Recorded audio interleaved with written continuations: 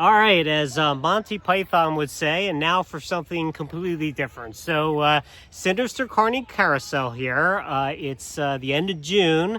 We're starting to think about Halloween, and we're going to do something a little bit different this year. Jeff's been playing around with home haunts for years, but we're going to make a more elaborate one. We're actually going to make a haunted woods this year. And we're still going to try to get out and review some things, but we're really going to put some effort into making a more elaborate home haunt this year.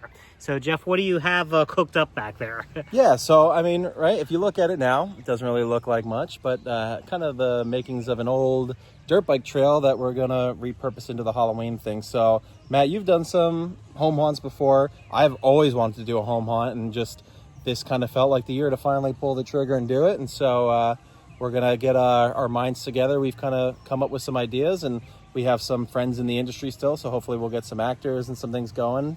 But we had talked about doing, regular haunt fears, more formally discussed, not actually, thinking about doing it, but different ideas we had. And so we're going to put all those together and see what pops out into these woods. And editing's a pain. Jeff has a girlfriend now, so he doesn't have time for it. So just redid my room and didn't have access to my computer for months. We're going to put a lot of raw footage out there. So we're going to see if you guys like it or not. It's going to be a little bit different than the polished stuff, but we figure some content's better than no content. So. Yeah, so keep an eye out.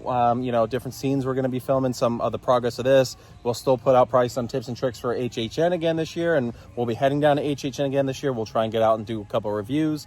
So a little bit of mix of everything. So keep an eye out and stay tuned, and thanks for watching.